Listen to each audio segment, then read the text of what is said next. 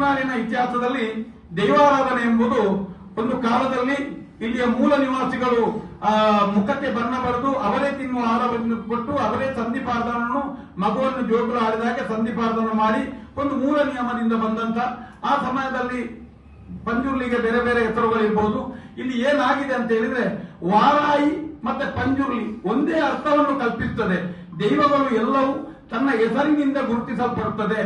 ಎಲ್ಲವೂ ವರ್ಣಾರ ಪಂಜುರ್ಲಿ ಅಲ್ಲ, ಉರುಂಡಾರ ಪಂಜುರ್ಲಿ, ಕುಪ್ಪೆಟ್ಟಿ ಪಂಜುರ್ಲಿ, ಅರದರ ಪಂಜುರ್ಲಿ, ಬೇರೆ ಬೇರೆ ಹೆಸರಿನೊಂದಿಗೆ ಊರಿನ ಹೆಸರಿನೊಂದಿಗೆ ಅದು ಪಂಜುರ್ಲಿ ಬರುವಂತದ್ದು. ಇಲ್ಲಿ ಸಂಸ್ಕೃತವೂ ಅದೇ ಅರ್ಥ, ಇಲ್ಲಿ ತುಳುವಲ್ಲೂ ಅದೇ ಅರ್ಥ. ಆ ಸಮಯದಲ್ಲಿ ಸಂಸ್ಕೃತ ಬಳಕೆಯೂ ಇರಲಿಲ್ಲ.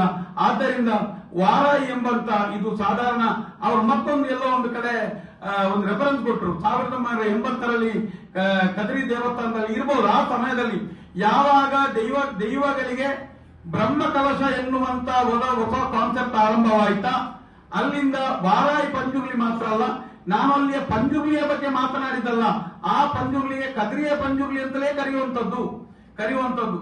ಪಂಜುರ್ಲಿಯ ಬಗ್ಗೆ ಹೇಳಿದಲ್ಲ, ವಾರಾಯಿ ಎನ್ನುವ ಹೆಸರು ತುಳುನಾಡಿನ ದೈವಾರಾಧನೆಯಲ್ಲಿ ಇಲ್ಲ. ದೈವಾರಾಧನೆಯಲ್ಲಿ ಇರುವಂತದ್ದು ಅವರವರ ಹೆಸರಿಗೆ ಬಂದದ್ದು. ಮತ್ತೆ 1980ರ ಆಸುಪಾಸಿನ ನಂತರ ಆರಂಭವಾದ ಬ್ರಹ್ಮಕಲಶ ದೈವದ ಮನೆ ಮಂಚಕ್ಕೆ ಅಭಿಷೇಕ ಮಾಡುವ ಸಮಯದಲ್ಲಿ ದೈವಗಳ ಹೆಸರು ಬದಲಾವಣೆ ಆಗಿದೆ. ಅನೇಕ ಕಡೆ ಜುಮಾದಿ ಹೋಗಿ ಧೂಮಾವತಿ ಆಗಿದೆ, ಮಲರಾಯ ಹೋಗಿ ಮಲರಾಯಿ ಆಗಿದೆ, ಮತ್ತೆ ಲೆಕ್ಕೆಸಿರಿ ಹೋಗಿ ರಕ್ತೇಶ್ವರಿ ಆಗಿದೆ, ಸತ್ಯದೇವತೆ ಹೋಗಿ ಕಲ್ಲುಟ್ಟಿ ಹೋಗಿ ಸತ್ಯದೇವತೆ ಆಗಿದೆ.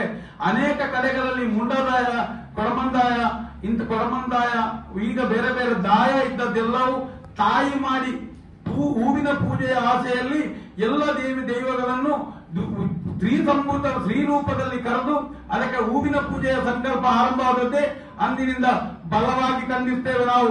ಅದೇ ರೀತಿ ವಾರಾಯಿ ಪಂಜುರ್ಲಿ ಅಂತ ಇಲ್ಲ, ಪಂಜುರ್ಲಿ ಎಂಬುದು ಮತ್ತೆ ಇಟ್ಟ ಹೆಸರು. ಯಾಕೆ ಇಟ್ಟಿದ್ದಾರೆ ಅದು ಸರಿಯಾ ತಪ್ಪ ಅದು ನನ್ನ ವಿಚಾರಗಳಲ್ಲ.